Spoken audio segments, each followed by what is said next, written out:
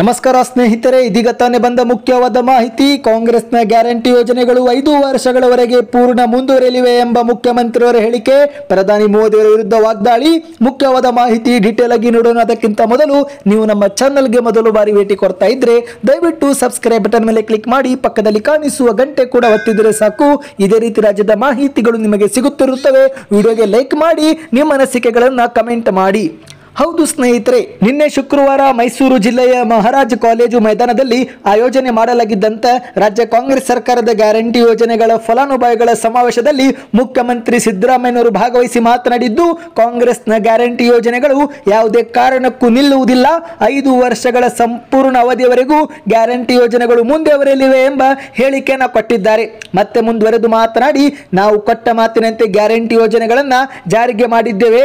ಆದರೆ ಬಿಜೆಪಿಯವರು ನಮ್ಮ ಗ್ಯಾರಂಟಿ ಯೋಜನೆಗಳಿಗೆ ಟೀಕೆ ಮಾಡಿದ್ರು. ಆದರೆ ಅವರ ಟೀಕೆಗೂ ಕೂಡ ನಾವು ತಲೆ ಕೆಡಿಸಿಕೊಳ್ಳಲಿಲ್ಲ. ಗ್ಯಾರಂಟಿ ಬಗ್ಗೆ ಅವರು ಎಲ್ಲಾ ರೀತಿ ಆರೋಪ ಮಾಡಿದ್ದಾರೆ. ಗ್ಯಾರಂಟಿ ಯೋಜನೆ ಜಾರಿಗೆ ಆಗಲ್ಲ ಎಂಬ ಸುಳ್ಳು ಕೂಡ ಹೇಳಿದ್ರು.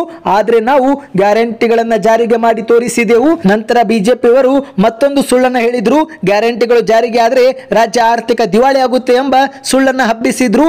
ಆದರೆ ಇಂದು ನಾವು ಬಜೆಟ್ ನಲ್ಲಿ ಗ್ಯಾರಂಟಿ ಯೋಜನೆಗಳ ಜೊತೆಗೇನೆ ರಾಜ್ಯದ ಅಭಿವೃದ್ಧಿ ಕಾರ್ಯಕ್ರಮಗಳಿಗೂ ಕೂಡ ಹಣವನ್ನ ಮೀಸಲಿಟ್ಟಿದ್ದೇವೆ ಎಂದು ಮುಖ್ಯಮಂತ್ರಿಯವರು ಭಾಷಣವನ್ನ ಮಾಡಿದ್ದಾರೆ.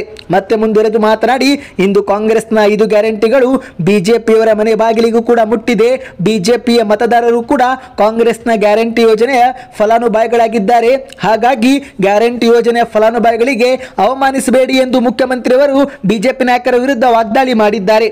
ನಮ್ಮ ಕಾಂಗ್ರೆಸ್ ಗ್ಯಾರಂಟಿ ಯೋಜನೆಗಳು ಅದು ನಾಡಿನ ಜನರ ಹಕ್ಕು. ಹಾಗಾಗಿ ಫಲಾನುಭವಿಗಳನ್ನ ಅವಮಾನಿಸಬೇಡಿ ಎಂದು ಮುಖ್ಯಮಂತ್ರಿಯವರು ಹೇಳಿಕೆಯನ್ನು ಕೊಟ್ಟಿದ್ದಾರೆ. ನಾವು ಬಜೆಟ್ ನಲ್ಲಿ ಇಂದು ಗ್ಯಾರಂಟಿ ಯೋಜನೆಗಳಿಗೆ ಹಣವನ್ನ ಮೀಸಲಿಡುವುದರ ಮೂಲಕ ಬಿಜೆಪಿಯವರ ಮಾತನ್ನ ಸುಳ್ಳು ಮಾಡಿ ತೋರಿಸಿದ್ದೇವೆ. ನಾವು ನುಡಿದಂತೆ ನಡೆದಿದ್ದೇವೆ. ಆದರೆ ಬಿಜೆಪಿಯವರು ಸುಳ್ಳುಗಳನ್ನೇ ನುಡಿದಿದ್ದಾರೆ.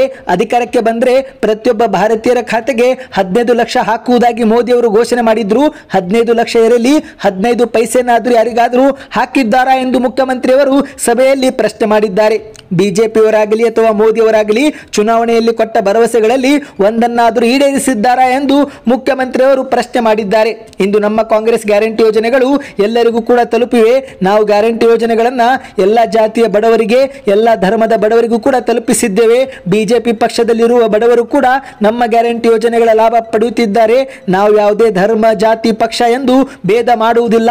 ಎಲ್ಲ ಮಹಿಳೆಯರಿಗೆ, ಎಲ್ಲ ಬಡವರಿಗೆ ಸಹಾಯ ಮಾಡಬೇಕೆಂದೇ ನಮ್ಮ ಗ್ಯಾರಂಟಿ ಯೋಜನೆಗಳ ಪ್ರಮುಖ ಉದ್ದೇಶವಾಗಿದೆ ಎಂದು ಮುಖ್ಯಮಂತ್ರಿಯವರು ಮೈಸೂರಿನಲ್ಲಿ ಮಾತನಾಡಿದ್ದಾರೆ.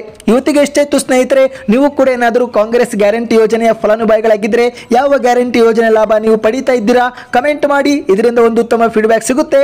ವಿಡಿಯೋಗೆ ಲೈಕ್ ಮಾಡಿ, ಹೆಚ್ಚಿನ ಮಾಹಿತಿಗೆ ಚಾನಲ್ಗೆ ಸಬ್ಸ್ಕ್ರೈಬ್ ಮಾಡಿ.